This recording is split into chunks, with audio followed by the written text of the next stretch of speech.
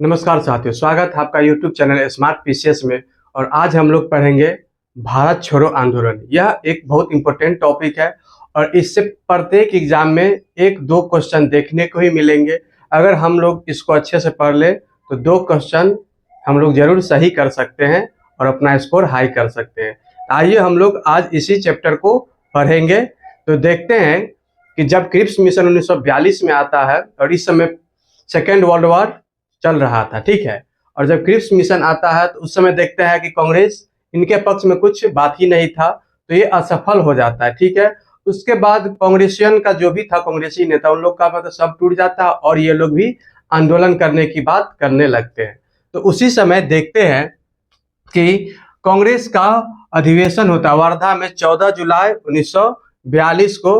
और उसी अधिवेशन में भारत छोड़ो नामक प्रस्ताव पास किया जाता है, ठीक है। उस समय कांग्रेस के अध्यक्ष कौन थे?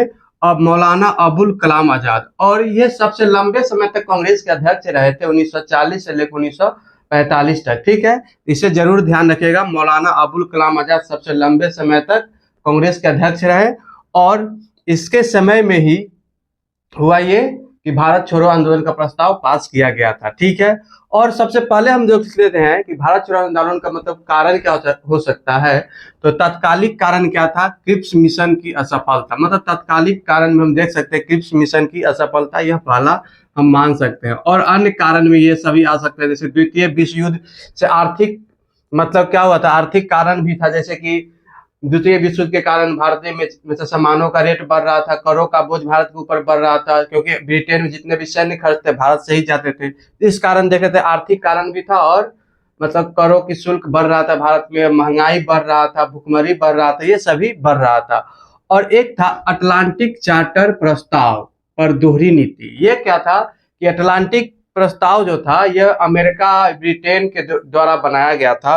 और इसमें कहा गया था कि हम साम्राज्यवाद वाले देशों के खिलाफ मतलब जो भी युद्ध करेंगे उसका साम्राज्यवाद, जब युद्ध खत्म होगा तो राज्य विस्तार जो भी देश कर रहा है उसको मतलब स्वतंत्रता होगा, ठीक है, अपना आजाद होने का। तो इसी तरह देख रहा था कि जो भी साम्राज्य मतलब दूसरे देश का मतलब अंदर गुलाम था वो आजाद हो जाएगा इस चार्टर के थ्रू, ठीक है।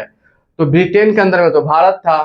तो हुआ ये कि ब्रिटेन बोला कि युद्ध के बाद भारत पे ये नियम लागू नहीं होगा, क्योंकि भारत को भी तो आजाद करना पड़ता ब्रिटेन को, लेकिन ये बोला कि भारत पे ये लागू नहीं होगा। जिसके बाद कांग्रेस ने सोच समझ गया, क्योंकि क्रिप्स मिशन हो रहा था युद्ध के बाद तुमको हम मतलब डोमिनियन स्टेटस देंगे, अपना संविधान बनाने की नीति देंगे। तो ये तो कांग्रेस समझ गया कि युद्ध के बाद भी कुछ होने वाला नहीं है, क्योंकि इसमें तो बोल दिया गया था कि भारत के साथ इसलिए लागू नहीं होगा, ब्रिटेन के पीएम चर्चिल बोल चुके थे, ठीक है। तो इसके बाद इसी सब के कारण भारत छोड़ो आंदोलन का प्रस्ताव लाया जाता है कांग्रेस में। और एक इंपॉर्टेंट बात यह है कि उस समय का प्रधानमंत्री कौन था? ब्रिस्टल चर्चिल थे, इसे ध्यान रखिएगा। वायसराय कौन थे भारत में उस समय? लॉर्ड लिथगो थे, ठीक है, लॉर्ड लिथगो। और कमांडर इन चीफ बेवेल थे। कमांडर इन चीफ कौन थे? बेवेल थे। बाद में 1943 से लेके 1947 तक क्या थे ये भारत का वायसराय भी बने थे आगे चल के, ठीक है। तो इसे जरूर ध्यान रखिएगा। और इस समय अमेरिकी पत्रकार एक आए थे रिपोर्टिंग करने, उसका नाम था लुई फिशर। लुई फिशर कौन थे? अमेरिकी पत्रकार थे। तो इस चीज को आप लोग जरूर ध्यान रखिए कि ये सब पीटी में क्वेश्चन पूछा जाता है, प्रीवियस ईयर का ये सभी क्वेश्चन है, इसलिए आप लोग जरूर इसे ध्यान रखिएगा, ठीक है दोस्तों। उसके बाद देखते हैं कि 7 अगस्त को बंबई के ग्वालियर टैंक मैदान में कांग्रेस का वार्षिक अधिवेशन होता है। कांग्रेस का वार्षिक अधिवेशन कहाँ होता है? ग्वालियर टैंक मैदान। ग्वालियर टैंक मैदान ये कहाँ है? बंबई में होता है। जिसमें वर्धा प्रस्ताव मतलब यही भारत छोड़ो प्रस्ताव जो था, वर्धा प्रस्ताव पुष्टि होती है। और थोड़े संशोधन के बाद थोड़ा सा संशोधन उसमें किया जाता है और यह प्रस्ताव को स्वीकार कर लिया जाता है, ठीक है। और वर्धा प्रस्ताव को क्या किया जाता है? स्वीकार कर लिया जाता है। भारत छोड़ो प्रस्ताव को स्वीकार कर लिया जाता है। और उसके बाद अंग्रेजों के विरुद्ध भारत छोड़ो आंदोलन मतलब शुरू करने की बात बन जाती है। उसके बाद क्वेश्चन ये भी पूछा जाता है कि इस अधिवेशन में प्रस्ताव कौन तैयार किए थे, किसने प्रस्ताव को रखा था और प्रस्ताव को समर्थन कौन किया था। तो प्रस्ताव तैयार किए थे महात्मा गांधी खुद तैयार किए थे, और प्रस्ताव को रखे थे जवाहरलाल नेहरू, और समर्थन दिए थे सरदार वल्लभ भाई पटेल। तो इसे जरूर ध्यान रखिएगा दोस्तों। तो क्या क्या हम लोग देखे, तो इस समय ब्रिटेन का प्रधानमंत्री कौन थे? Winston Churchill. और वायसराय लॉर्ड लिलिथगो, ठीक है। Commander in chief Wavell. और इस समय अमेरिकी पत्रकार जो रिपोर्टिंग कर रहे थे वो कौन थे? लुई फिशर थे, ठीक है।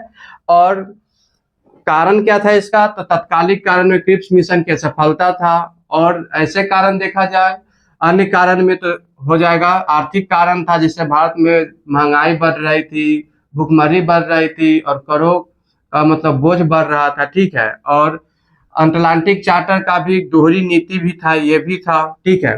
तो उसके बाद कांग्रेस का अधिवेशन होता है वर्धा में, ठीक है। भारत छोड़ो नामक प्रस्ताव यहाँ पे रखा जाता है, एक मिलन समारोह होता है कांग्रेस को, उसमें रखा जाता है, ठीक है। उसका 7 अगस्त को बंबई के ग्वालिया टैंक मैदान में कांग्रेस वार्षिक अधिवेशन में यह प्रस्ताव रखा जाता है वर्धा में, ठीक है। और 8 अगस्त 1942 को इसे क्या किया जाता है? इसे स्वीकार कर लिया जाता है कांग्रेस के द्वारा, ठीक है।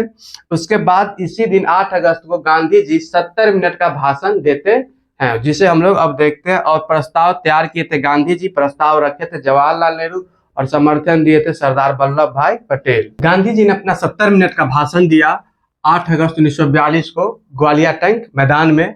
और वहीं पे उन्होंने मतलब कुछ बयान दिए थे, जैसे कि सरकारी कर्मचारी नौकरी न छोड़े, ठीक है। मतलब सरकारी कर्मचारी से बोले वे नौकरी न छोड़े, लेकिन कांग्रेस के प्रति निष्ठा की घोषणा कर दे।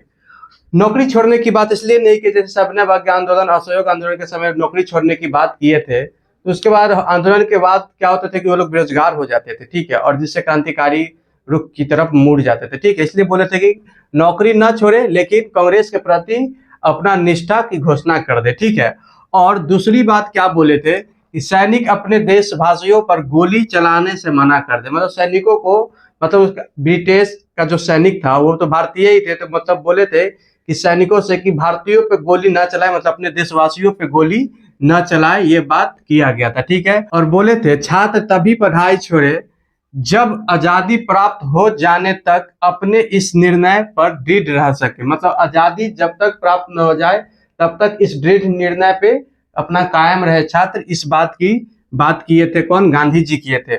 और देशी रियासतें जनता के संप्रभुता को स्वीकार कर ले, ये बात किए थे गांधी जी। ये 4 बात किए थे। मतलब जितना भी देशी रियासत, जब भी राजा थे, महाराजा थे, उन्हें बोला गया था कि जनता को मतलब संप्रभुता स्वीकार कीजिए और जनता के साथ मतलब दीजिए, और जनता भी उसी के साथ जो देशी रियासतें के प्रति मतलब आजादी के प्रति अपना निष्ठा रखे, उसी की बात किए थे गांधी जी। इसमें देशी रियासतें जनता की संप्रभुता स्वीकार कर ले, ये बात कहते गांधी जी। ये 4 बात कहे थे।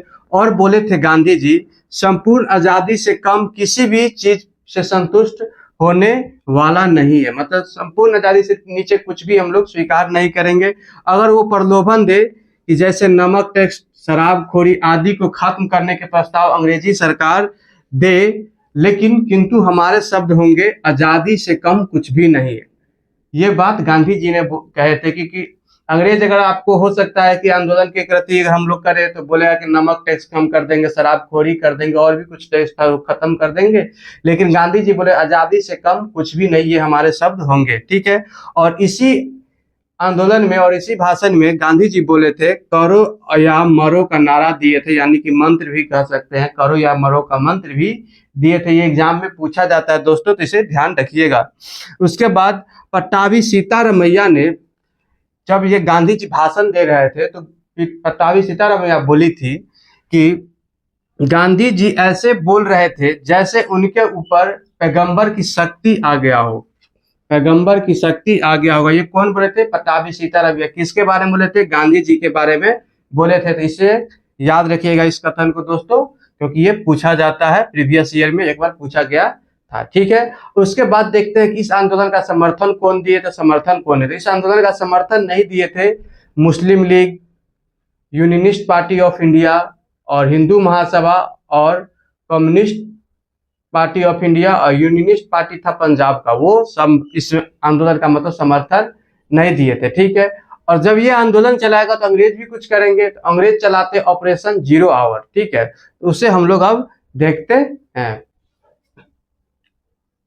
इसी वक्त अंग्रेजों के द्वारा ऑपरेशन जीरो आवर चलाया जाता है। यह आंदोलन को दमन करने के लिए अंग्रेजों द्वारा चलाया गया था।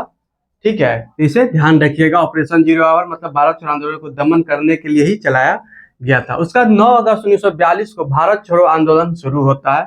9 अगस्त 1942 को, ठीक है, और 8 अगस्त 1942 को प्रस्ताव को मतलब स्वीकार करते हैं कांग्रेस। 9 अगस्त को आंदोलन शुरू होता है और आंदोलन शुरू होते ही ऑपरेशन जीरो आवर के तहत सभी प्रमुख नेता, जो भी कांग्रेस के प्रमुख नेता थे, उसे गिरफ्तार कर लिया जाता है। ठीक है, जैसे गांधी जी, कस्तूरबा गांधी उनकी वाइफ थी, महादेव देसाई मतलब गांधी जी के सचिव थे। ठीक है, और सरोजिनी नायडू, मीराबेन और सुशीला नैयर। सुशीला नैयर ये गांधी जी के डॉक्टर थे। ठीक है, इसे ध्यान रखिए, गांधी जी के डॉक्टर ही गांधी जी की वाइफ और गांधी जी के सचिव थे। इन सभी को गिरफ्तार करके पूना के आगा खा पैलेस में रखा जाता है। इस बार जेल में नहीं रखा गया, आगा खा पैलेस में नजरबंद कर दिया गया, क्योंकि जेल में रखते तो लोग मतलब जो भी जनता थे विद्रोह करते, इसलिए इनको नजरबंद करके पूना के आगा खा पैलेस में रखा गया था। ठीक है, और यहीं पे इनका मृत्यु भी हो जाता है, कस्तूरबा गांधी का और महादेव देसाई का यहीं पे मृत्यु भी हो जाता है आगा खा पैलेस में। इसीलिए यहीं पे दोनों का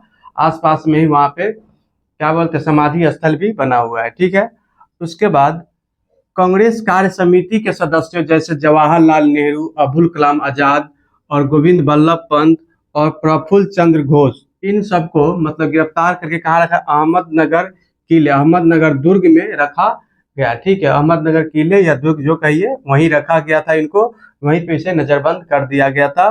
कौन थे? नेहरू, जवाहरलाल नेहरू, अबुल कलाम आजाद, गोविंद बल्लभ पंत और प्रफुल्ल चंद्र घोष। ठीक है, और जवाहरलाल नेहरू यहीं पे डिस्कवरी ऑफ इंडिया बुक लिखे थे। डिस्कवरी ऑफ इंडिया इन्हीं का है, ये आप ध्यान रखिएगा, यहीं पे लिखे थे। ठीक है दोस्तों, उसके बाद डॉक्टर राजेंद्र प्रसाद को पटना के जेल बांकीपुर में रखा गया था, इनको पटना बांकीपुर। ठीक है, और जयप्रकाश नारायण और योगेंद्र सुख को हजारीबाग जेल में बंद के मतलब गिरफ्तार किया गया, रखा गया बांकीपुर हजारीबाग के जेल में। ठीक है, लेकिन 9 नवंबर 1942 को क्या करते हैं, वहां से भाग जाते हैं, जिसमें योगेंद्र शुक्ल को फिर मुजफ्फरपुर में गिरफ्तार करके पटना लाया जाता है। ठीक है, उसके बाद देखते हैं कि जब ये लोग गिरफ्तार हो जाते हैं तो जनता के द्वारा ही यह आंदोलन चलाया जाता है और बहुत उग्र हो जाता है। और शायद अगर इन लोग नेता को गिरफ्तार नहीं किया जाता तो इतना उग्र नहीं होता जितना इनको मतलब गिरफ्तार करने के बाद इनका नेतृत्व करने वाला कोई नहीं था, तो ज्यादा उग्र हो जाता है। ठीक है, उसके बाद देखते हैं कि भूमिगत रेडियो चलाती है अरुणा, आसफ अली, उषा मेहता। ठीक है, जयप्रकाश नारायण, ये सभी चलाते हैं। और उसके बाद देखते हैं कि महिलाओं की भी भूमिका इस आंदोलन में बहुत रही। ठीक है, तो इस सब को हम लोग देखेंगे नेक्स्ट वीडियो में। ठीक है, तब तक के लिए धन्यवाद, मिलते हैं नेक्स्ट वीडियो में।